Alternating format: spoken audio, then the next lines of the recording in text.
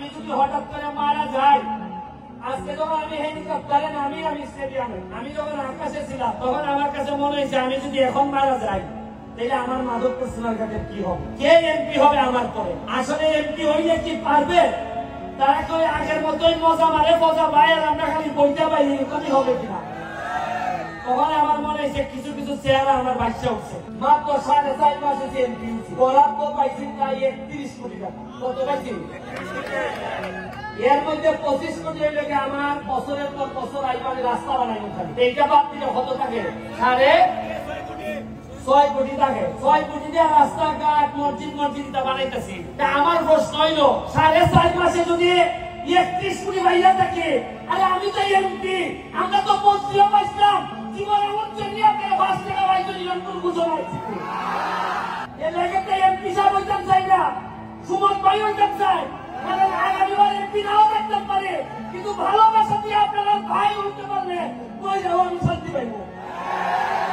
মাধবপুর আপনারা জানেন কিনা সবচেয়ে ধনী উপজেলা একটা, 100টার মতো ইন্ডাস্ট্রি আছে। মাধবপুরের মানুষ একটা মানুষ না খেয়ে থাকতে পারবে না। ধর্মঘট ধর্মঘট ধর্মঘট, এই ধর্মঘটের বিষয়ে আমার সম্মান শ্রদ্ধাবোধ অনেক বেশি, কিন্তু আমি এইখানে এমপি হয়ে আসার আগে এইখানে কিছু মানুষ দ্বারা অধর্ম হয়েছে আমি জানি ভালো করে। আমি যতদিন এমপি আছি এই ধর্মঘটের মাটিতে আমি আমার দায়িত্ব পালন করব। কোন অধর্ম আমার লুকি হোক, কাউকে আমি অধর্ম করতে দিব না। আমার ভাই মাত্র একটা, আমার ভাই লন্ডন থাকে, এর মানে আর কোনো ভাই নাই, আপন রক্তের ভাই নাই। কিন্তু ধর্ম করে আইসা আমি কিছু লোকের সন্ধান পাইছি। আমি আমার আন্ডারে 21টা ইউনিয়ন আর 2টা পৌরসভা,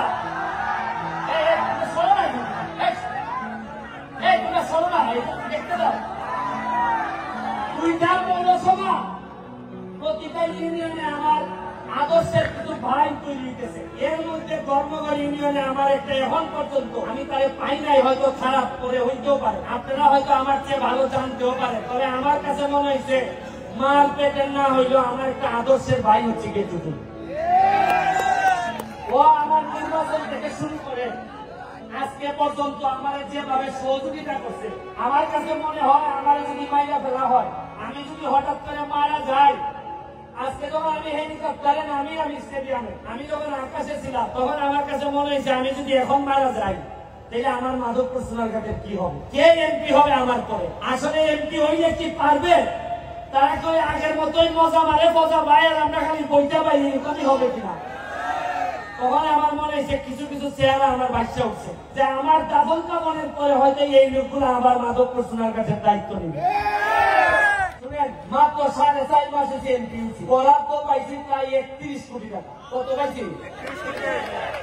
এর মধ্যে 25 কোটি লেগে আমার বছরের পর বছর আইবারে রাস্তা বানাই খালি। এইটা বাদ দিলে কত থাকে? 6.5 কোটি থাকে। 6 কোটি দিয়ে রাস্তাঘাট মসজিদ বানাইতেছি।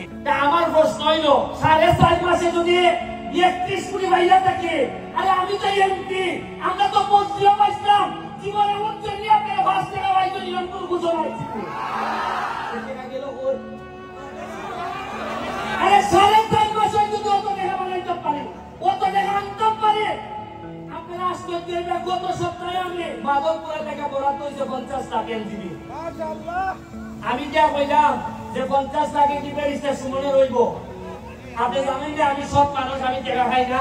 ঠিক আছে, যাই নাই যাই না কইল যে তাইলে 50 থেকে ডাবল করে মাধবপুরে 1 কোটি টাকা দেবে। ওই আজকে সিটে আইতেছে 1 কোটি। এর আগে আমার দেওয়া দিচ্ছেন আরো 75 লাখ খালি মাধবপুরের লেগে। এটা গত সপ্তাহের কাজ।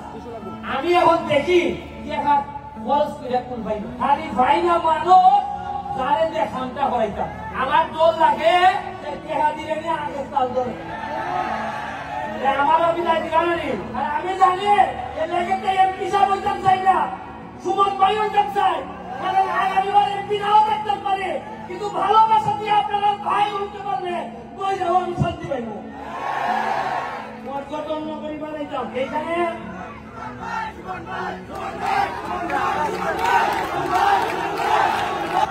আমার পর্যটন নগরী বানাইতে চাই আমি মাধবপুর সোনারঘাটে। আমি নেত্রীরে বলছি জননেত্রী শেখ হাসিনা যাবো আমার 24টা চা বাগান আছে, আমার 2টা রিজার্ভ ফরেস্ট আছে, আমার স্থলবন্দর আছে, আমার বর্ডার আছে। আমার কিসের কম আছে? মাধবপুর আপনারা জানেন কিনা সবচেয়ে ধনী উপজেলার একটা, 100টার মতো ইন্ডাস্ট্রি আছে। মাধবপুরের মানুষ একটা মানুষ না খেয়ে থাকতে পারবে না। আমি চা বাগানগুলা 3টা চা বাগানে বেতন হয় না, আমি 2.5 লাখ টাকা চাল পাঠাইছি, কইছি যে বেতন না হইলে আমি এমপি দিব। আমার এমপি যদি বাদ চাই তাহলে আমার শ্রমিকরা বাদ খাবে।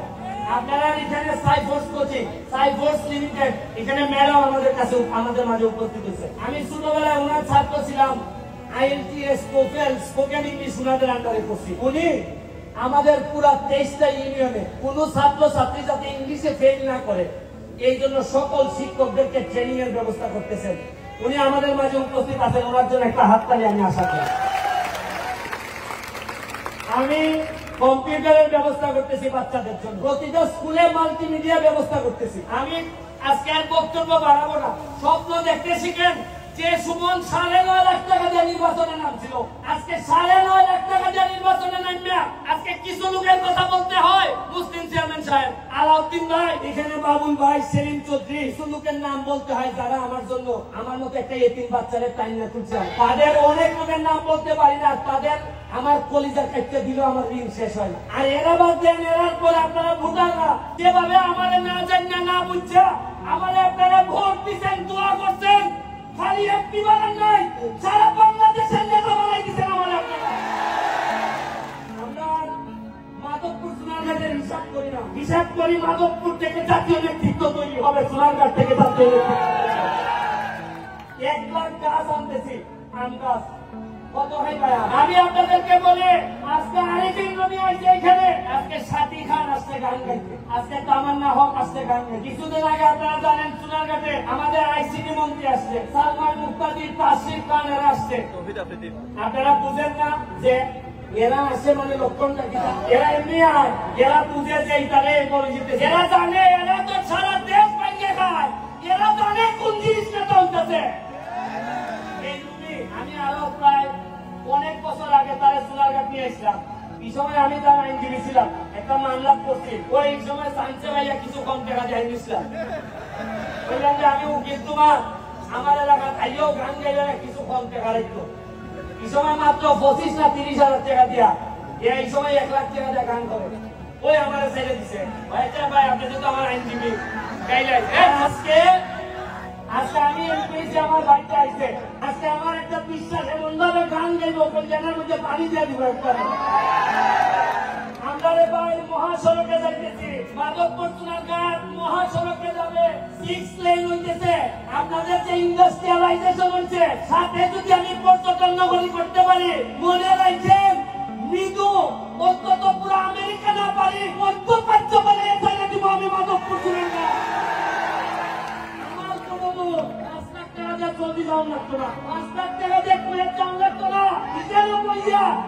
আপনারা দেখুন, 1 বছর সময় দেন, কিনা করতেছে আপনারা দেখুন। তবে আপনার কাছে আমার একটা অনুরোধ, নেতৃবৃন্দ সহ 4.5 বছর পরে আমার বিদায় দিন। আমি এমন হইতে পারে আমার পক্ষে আর সম্ভব না এমপি থাকা, শরীর দিয়েই মানে না, 13 কেজি ওজন করছে এমপি হইবার পর। আমি আমার 4.5 বছর আপনারা সহযোগিতা করেন, দেখুন বঙ্গবন্ধু সোনার বাংলা বিকেন্দ্রে বানাই দেয় মাধবপুর সোনারঘাট। আমি আশা করি আপনারা আমার সহযোগিতা করবেন। আমি কথা দিতে আমি যতদিন এমপি আছি আমার কোন সম্পদ নাই, আমার ঢাকায় কোন ফ্ল্যাট নাই, আমার কোন প্লট নাই, আমার আমেরিকা লন্ডনে আমার পরিবার মানে আমার বউ বাচ্চা তাদের কোন সম্পদ নাই। আমি কথা দিতে যতদিন এমপি থাকবো মাধবপুর সোনারঘাটের, আমি আমার পরিবার 100 জায়গার মালিক আমি হব না। আমি এমপি যদি নিজেই মাল বানাই, আমার জনগণের দেখবো। আরে যে সম্মান দিচ্ছেন এরপর একটা মানুষের আর সম্পদ লাগে না। আপনারা আমার জন্য দোয়া করবেন। আমি আরিফিন রুমির কাছে মাইক দিব, তার আম্মার জন্য দোয়া করবেন। তার আম্মাও আমার খুব পছন্দের মানুষ, সময়ের সাথী। আমি আপনাদের কাছে আবারও দোয়া চেয়ে আমি সব সময় আপনাদের সাথে থাকবো। যখন গান হবে বাচ্চাদের জন্য গানে থাকবো, যখন ওয়াজ হবে ওয়াজে আমারে পাবেন, আমার যখন ঈদের আনন্দ হবে তখন পাবেন। আপনারা জেনে খুশি হবেন আমার এলাকায় একটা ময়লা নদী, যে নদীতে আপনারা জানেন 49টার মতো বাথরুমের লাইন ছিল। আমি এমপি হওয়ার পর এই বাথরুমের নদীতে ডুব দিয়ে উঠতে বলছিলাম যে এমপি 49টা বাথরুমের লাইনে ডুব দিতে পারে, এই এমপি ইতিহাস না বদলে যাবে না এই এলাকা থেকে। আপনাদেরকে আবারও শুভেচ্ছা জানিয়ে দোয়া করবেন, যদি বেঁচে থাকি তাইলে আমাদের পক্ষে ইতিহাস বদলানো সম্ভব হবে। আর যদি মাইরা ফেলে এই যে বলে যাচ্ছি, ভালো ছেলে মেয়ে যারা আছে তাদের মধ্য থেকে সৎ মানুষ যারা আছে তাদেরকে এমপি বানাবেন। আমি যদি মারা যাই, কথা দিয়ে যাচ্ছি, আপনাদেরকে শপথ করাই যাচ্ছি, পছন্দ আপনাদের, তবে অবশ্যই আগামী নির্বাচনগুলোতে আমার হোক তোমার হোক এইটা দেখার বিষয় না, সৎ মানুষ ছাড়া, কর্মঠ মানুষ ছাড়া যেন মাধবপুরে কেউ নেতা হইতে না পারে। আমার বিরুদ্ধে যদি থাকে, সৎ যদি হয়, আমি তার সাথে আমি কথা দিচ্ছি, এটা আমার বাপের মৌরসী সম্পত্তি না। আমি এখানে মুলুক বানাইতে আসি নাই, আমি আইছি মাধবপুরের 7 লক্ষ চুনারঘাট মাধবপুরের মানুষের শপথ নিচ্ছি যে তাদের ভাগ্য বদলাবো। আর এই ভাগ্য বদলাইতে গিয়া আমার যতটুকু দৌড়াইতে হয়, যত জায়গা যাইতে হয় আমি যাব। এই কথা দিয়া আজকের মতো বিদায় নিচ্ছি।